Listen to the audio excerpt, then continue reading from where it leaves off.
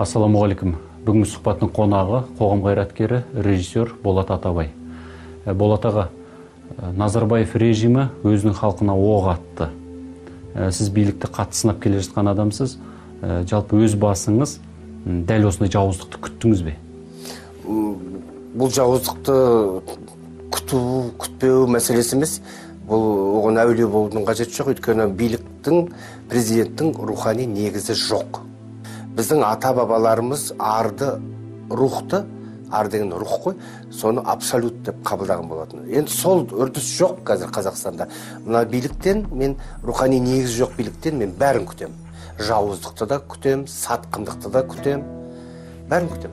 Қарусыз халықты қарулы әскерлер қуалап атқылап жүргенді көрген кезде қандай әсерде болдыңыз? Енді қандай әсерде, дені дұрыс адам қандай әсерде қалуы мүмкін? Біріншіден ішкі протест, ішкі айқай, шарасыздық, амалсыздық, әлсіздік, қолымнан түкті келмейді айқайлағаннан басқа.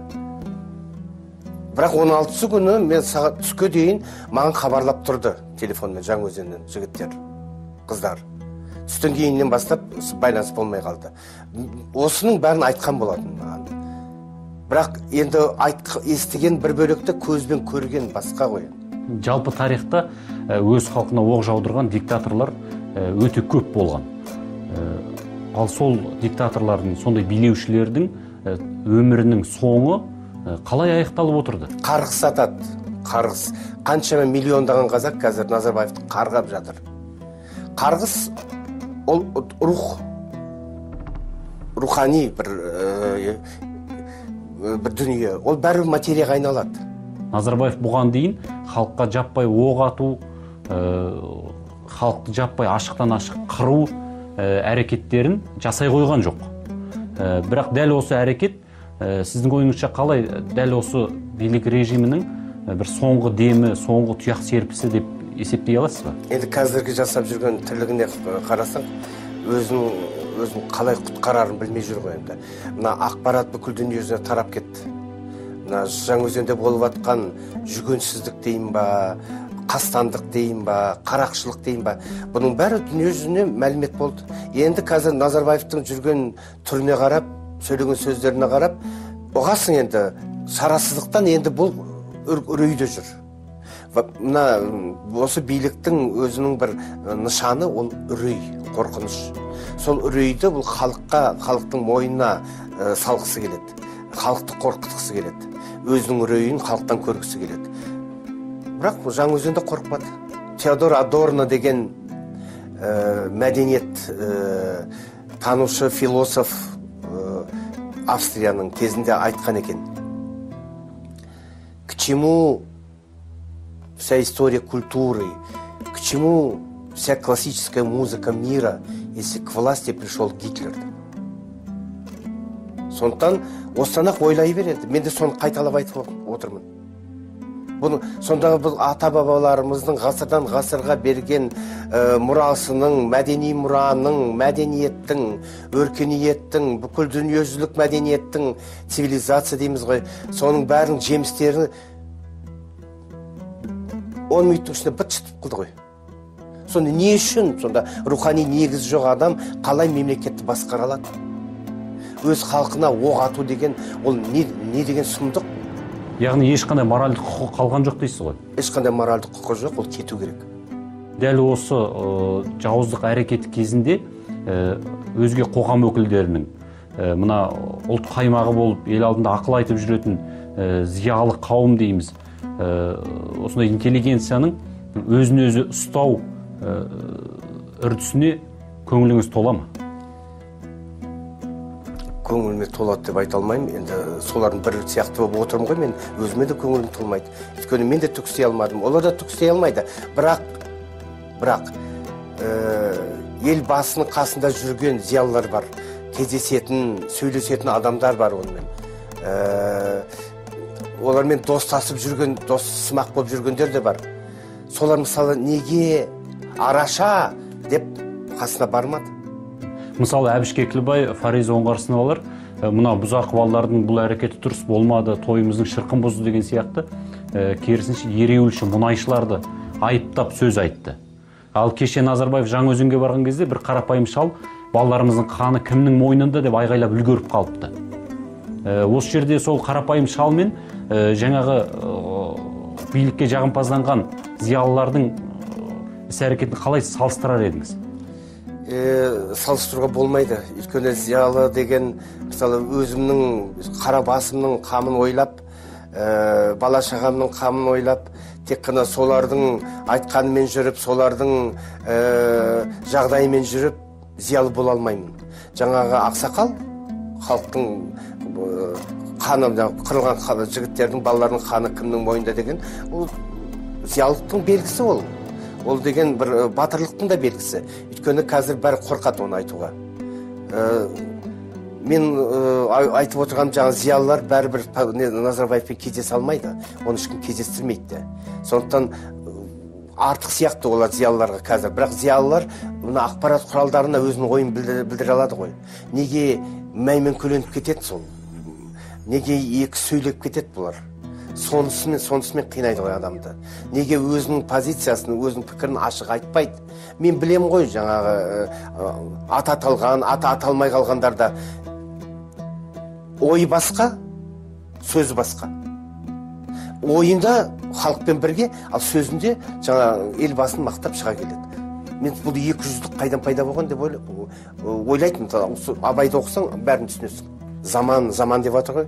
Мен де араласам ғой сол зиялылармен қазір. Заман сондай болды, заман. Мен айтам, заманды адам жасайды. Заман адамды жасамайды. Біз жасадық осы заманды. Біз кінәліміз. Қандай мемлекет құрдық? Рухани негізі, тірегі жоқ мемлекет құрдық. Болат аға, Жаңаөзен жабық қала.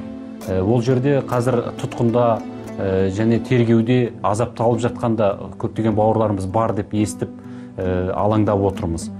Жалпы өзге аймақтағы адамдардың сол бауырларына көмектесудің жолы қандай? Қазір көмек не? Көмек жариялық керек. Мына соның бәрін әшкерелеу керек. Соның барлығын бүкіл дүниежүзіне жаю керек.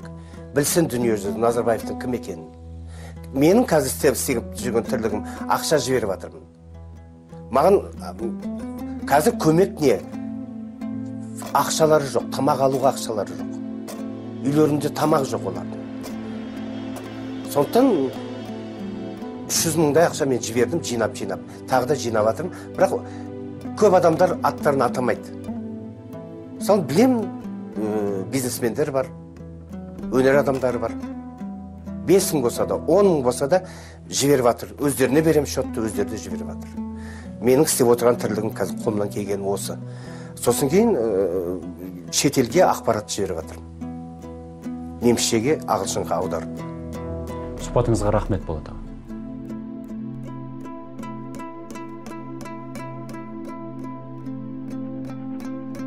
Саясат емес па? Қайда олар Нұр Отан? Сондықтан мен басын ашып алайын. Егер мен қазір сапамды, өзімнің деңгейімді өзгертпесем, егер сол бір орында қалып, борсыған су сияқты бір жерде тұра берсем, ештеңе өзгермейді. Мен бұлай да жүрім керек, бұлай да жүрім керек, аспанға да шығуым керек. Неше түрлі әрекет жасауым керек, өйткені маған талапты орындату керек. Ал талап қандай? Ақшаны көбейтсін. Қарадым, көрдім жаңа тұрған жерімізде, ауланың. Қала байлықтың үстінде өтіріп, аттарыңа нәлет, ана үйлердің арасындағы жолдардың жол не сұмды анау? Неге қирап жатыр ана жақтар? Сол байлық қайда, сол неге жөндетпейді? Неге көгермейді мына Жаңаөзен? Сол немене, сол түсінбей ма бұлар? Үндемегендіктен. Әй, үндемейік, әйтеуір бірдеңе болады. Көппен көрген ұлы той деген бір сөз бар жаман. Көппен көрген ұлы той деп үндемей отыра беруге болмайды. Неше айтасыңдар ма? Шай отына айтқандар қамайсыңдар. Тоқтаңыздар енді. Ондай болғаныңызды мен де айта аламын.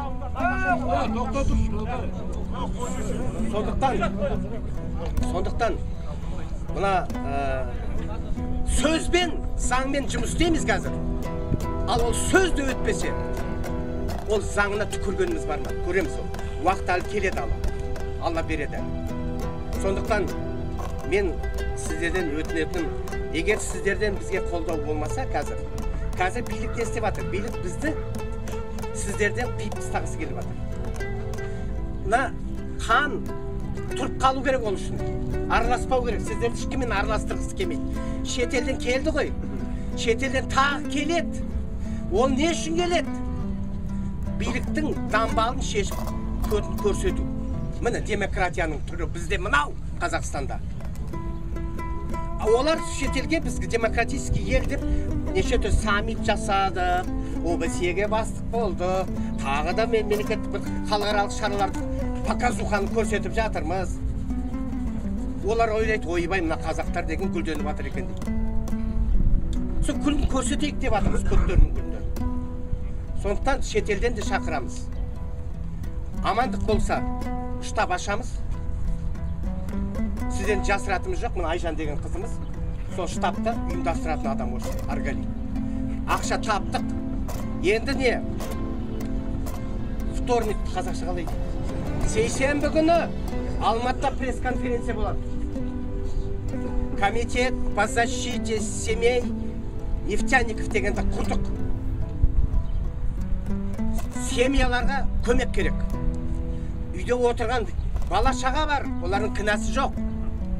Олар дүниеге келгенде, оларды не үшін кінәлаймыз?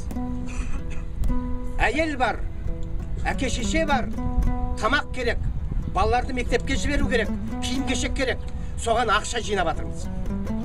Келген Пол Мерфи, Всемирный конфедерация профсоюз деген бар, соларға жіберген уже, ақпарат алдық.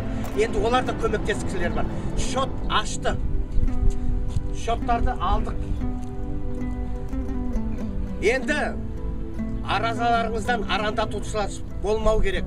Жаңағы шотты біз компьютер, интернет арқылы тексереміз. Қалай кетіп жатыр, кімге кетіп жатыр. Нақты көмек. Әр семьяға ақша кету керек. Өйткені мына жағдайда жұмыс істеуіміз керек. Мына жағдайда тұру керек қой әлі. Бұл бір күн, екі күнде бітетін мәселе емес. Сондықтан соларға мұнайшылардың жан ұяларына ақшалай көмек жасайын деп жатырмыз. Енді сейсенбі күні Алматыда пресс-конференция болады, амандық болса. Сонда кездесеміз тағы адамдармен. Ол жерге 50 шақты өнер адамдарды, әдебиет адамдары, саясаткерлерді кіргізген жоқпыз ол жерге. Мен өзімді саясаткер деп санамаймын. Мен азаматтық қоғамның адамымын. Гражданское общество деген бар. Сіздерде, мына отырсыз қазір, это гражданское общество. Мен саясаткер емеспін. Саясаткер болатын мен қызбамын. Саясаткер деген салқын қанды болады. Оларды еш уақытта сен жағадан шығара алмайсың. Мен айқайлап кетем, көтеріліп кетем, аузыма келген оттаймын, сосын кейін саясаткер деген ондай болмайды. Мен эмоцияның адамым. Осында сіздерді көремін, мен сияқты. Осы көтеріліп кететіндер бар екен. Жер тоқпақтап, жер тепкілеп. Сондай біреуімін мен саясаткер емеспін. Бірақ мен аузымды жаппаймын. Мен сияқтардың арқасында көптеген мәселе шешіледі. Сіздердің араларыңызда суырып сондай шығу керек. Отырамыз омалып. Мен 98 жылдан бастап айқайлап келетім, түкіріп келетім. Айтады маған, түк өзгерген жоқ қой. Давлениен көтерді, давление таптың, қантың бар. Сахарный диабетсің деп айтады. Иә, айтсын. Иә. Ойлану керек кішкене. Пайғамбар да пенде. Сондықтан қараңыздар, бүкіл келмейді. Дүние шығару жерде. Ойланыңыздар. Ешкімге сенбеңіздер. Мынадан өткізіңіздер. Тағы да айтамын, жүрекке салмаңыздар, мен сияқты.